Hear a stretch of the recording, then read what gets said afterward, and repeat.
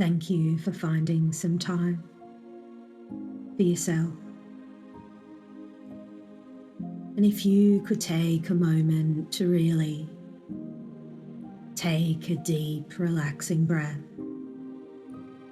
breathing in and breathing out. As you close your eyes, I wonder if you can grow quieter on the inside, breathing in and breathing out,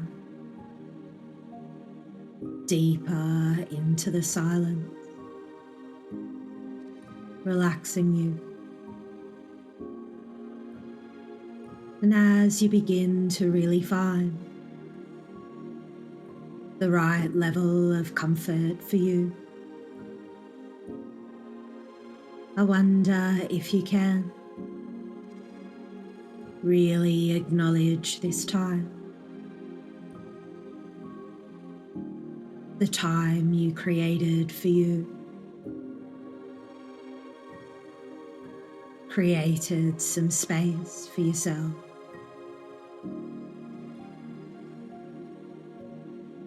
Your relaxing space. And you can give yourself permission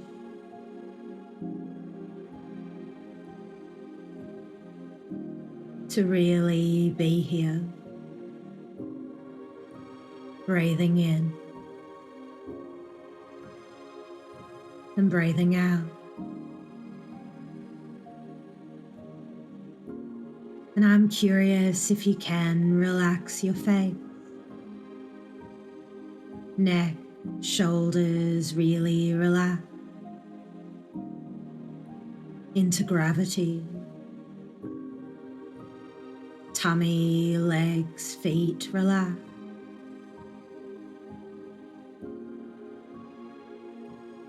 And maybe by now you've grown accustomed to the sound of my voice, me speaking in a slow and deliberate way.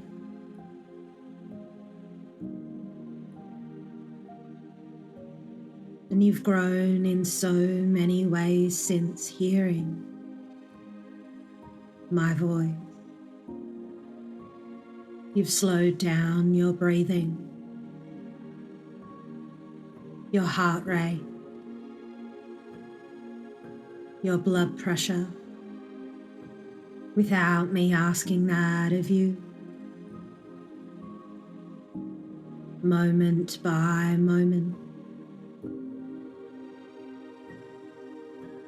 And won't it be wonderful to discover the possibility,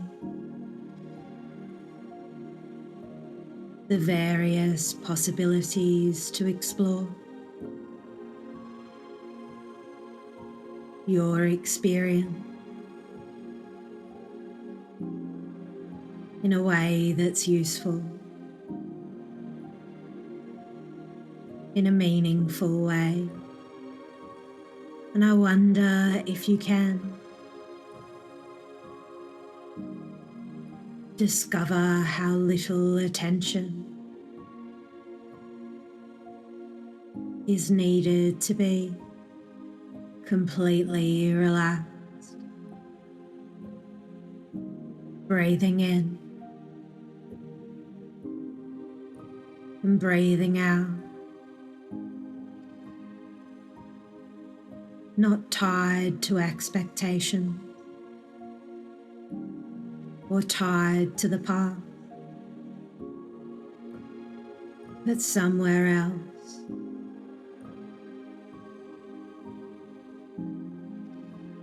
And your mind can drift away,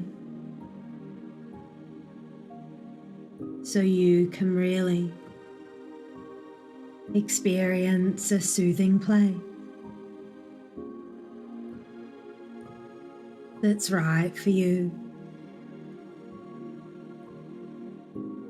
the boundary between your inner and outer world. Relaxing deeper at the deepest levels within yourself. Little by little, moment by moment, into space.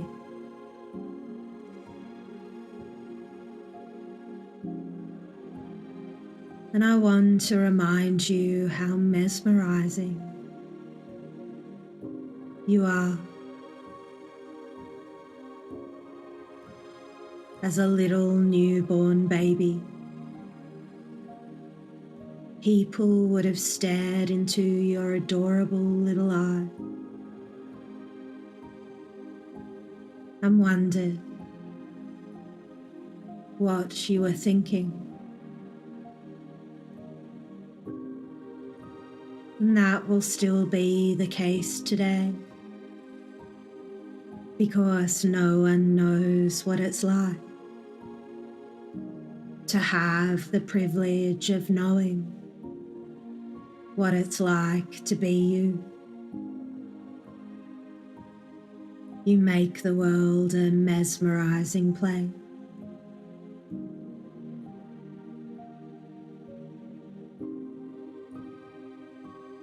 Just by being in it. And in the past you've felt depressed. And I really empathize for you, because depression can feel like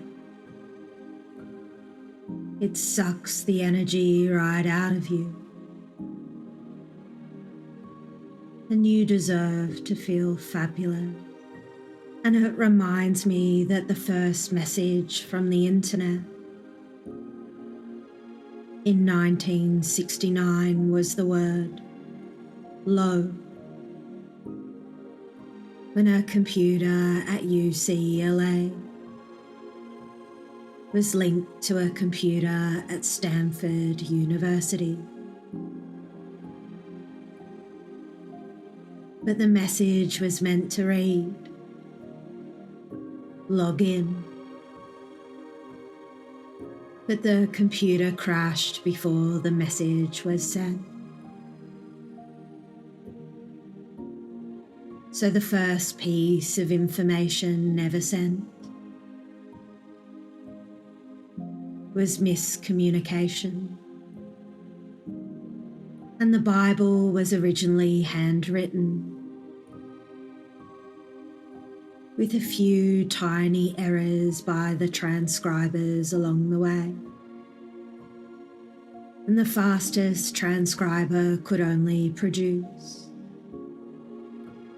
2 Bibles per year. And this was the case for over 4,000 years, until the invention of the printing press.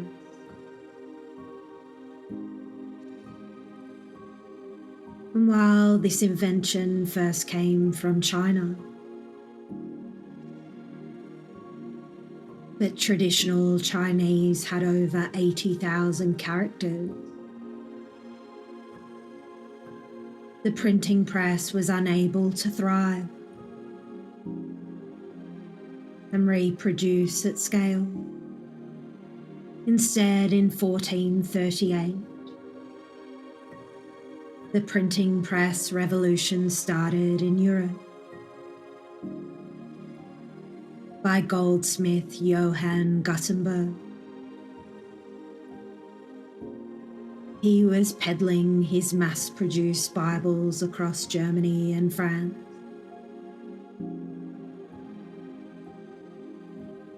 And understandably, the powers of the day were very upset, because monks and spiritual leaders believed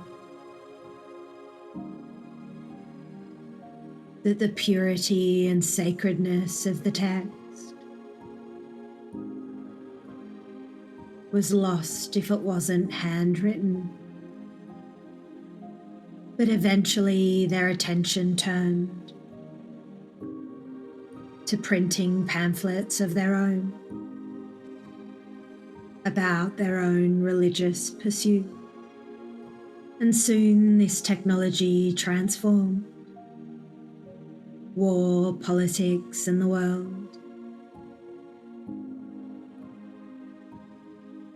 And in 1517, the German Martin Luther decided to print 300,000 pamphlets of 95 problems in the Catholic Church.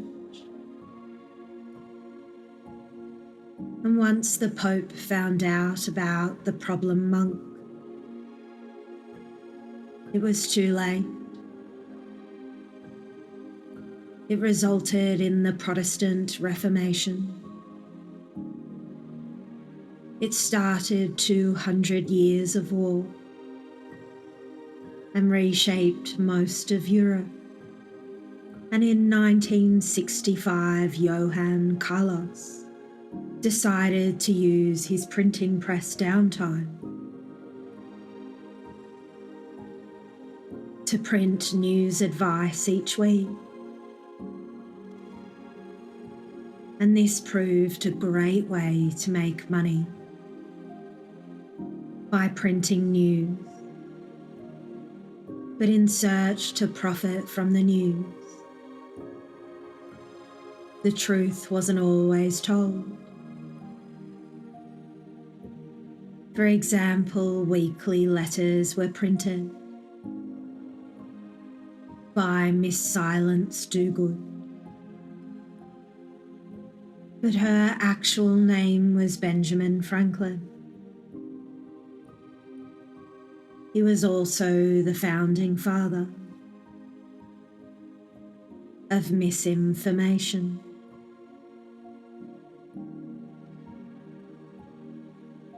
And when clients are depressed quite often, if I tell them they might fall in love one day, they might enjoy their career, they will feel successful, they often respond with, "I've never been in love, so it won't happen." Or "I've never enjoyed a career, so it won't happen." "I've never felt successful, so it won't happen." And in the neuro-linguistic programming metamodel, this is not known as deletion or generalization, but it is known as distortion,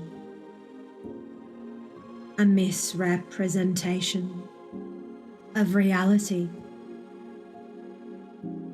And it's not the client's fault. And sometimes it can be one of the many cognitive patterns of depression. But what's most important is they begin to notice the possibility. And while the United States of America is the world's greatest ally, protecting civilians all around the world, there are other much small authoritarian countries suffering in silence. And in these extreme nations, you can see extreme versions of distortion amongst the authoritarian leaders. And you can think, how is it possible they could believe that? the example statement of nuclear arms make strength, protection, safety.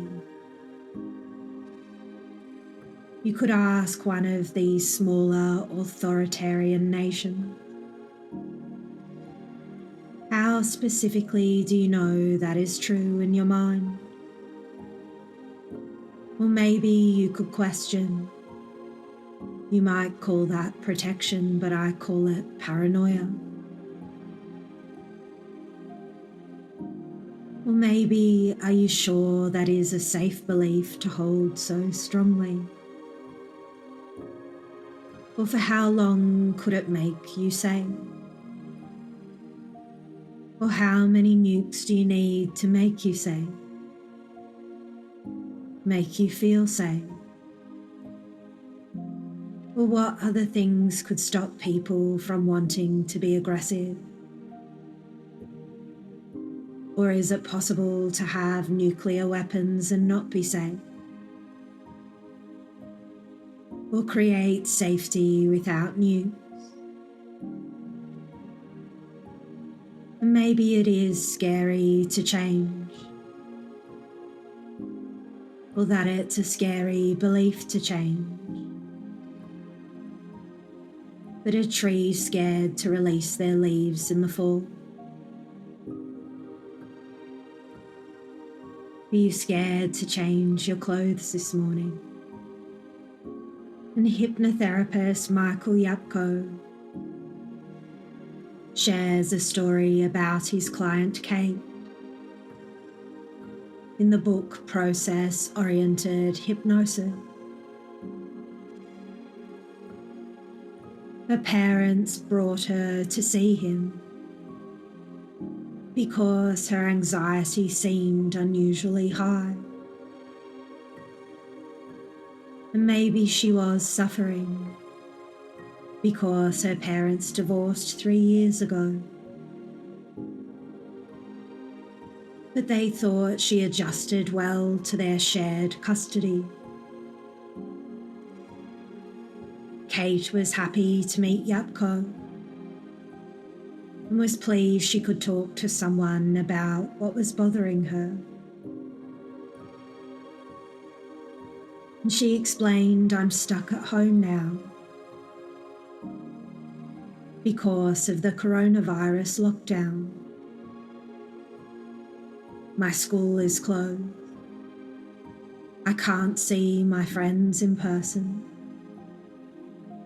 All I can think of is how the virus is going to kill everybody I love. And then she asked, what if everyone I love died? What if I get the virus and give it to my mum and dad? And they die. What if I don't know I have the virus and they give it to people and they die? And with each question, her agitation rose, and finally Kate had a mild panic attack.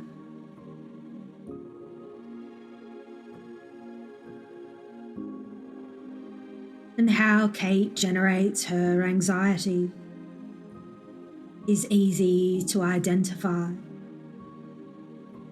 She asks a whole bunch of unanswerable questions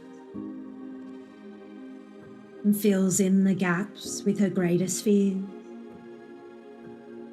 Because some people can ask the exact same question and come to a completely different conclusion. Like that would never happen. Well, that would be rather unlucky. Or I'm over-exaggerating. But unfortunately, Kate had produced rumination, the spinning round and round of thoughts, because she was unable to answer those questions. And sometimes it's not about the answer to the question. It's how not knowing makes you feel. Your ability to find comfort in not knowing, to be at ease with the unease, open to the possibility, to taking action rather than ruminating on what if I always feel this way, is an important step. Because the ability to not know is better than jumping to a negative conclusion, resulting in emotional rumination. And what some people love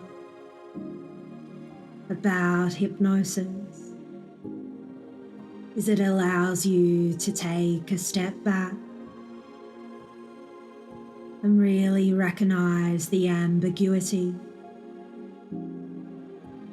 the unknown question that can't be answered. And what a relief it will be in the future to begin to have wonderful experiences,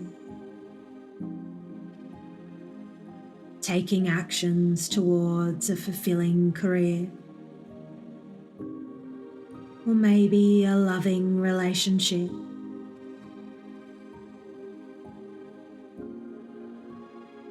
Or the opportunity to feel successful,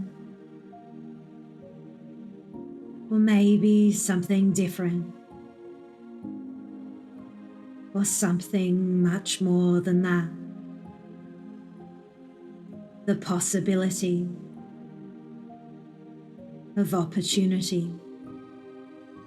And recently I attended a lecture by emotional mental agility coach Mike Conway,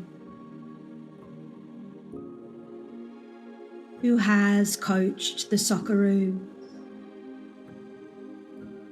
been a tech director of the Tottenham Hotspurs global football program,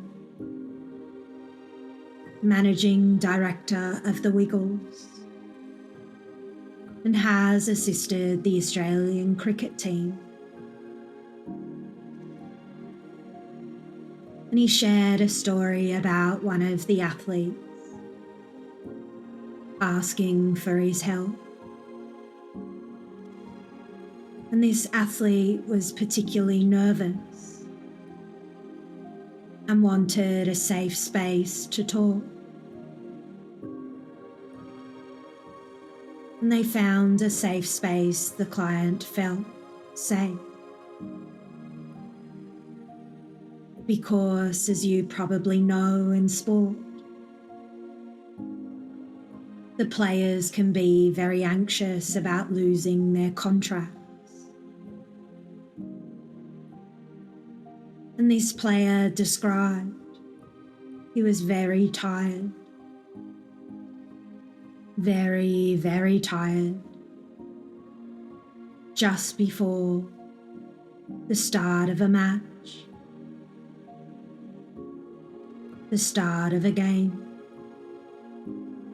And Mike asked, "When do you feel okay?" And he replied, "Once he has the first touch of the football, then he knows it's all going to be okay." And Mike requested for his nutritional diet to be changed, because Mike found out he was drinking several cups of coffee before the start of the game. But Mike also suggested Why can't you touch the football before the game? If not in the dressing room or on the field, why not touch the football in your mind before the game in the dressing room? And what sports players love about hypnosis, especially European golfers, is hypnosis is not only for the elite. Everyday folk can experience the success of getting something right in their mind, like falling in love, a career of their dream, or whatever the possibility of opportunity holds for you. And when you feel completely satisfied,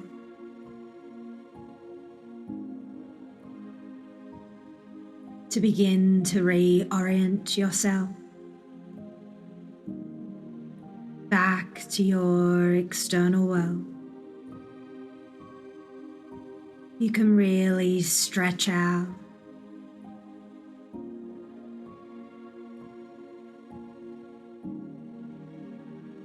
wriggle your fingers and toes. Take a deep, relaxing breath and open your eyes. Welcome back. You're perfect, just as you are.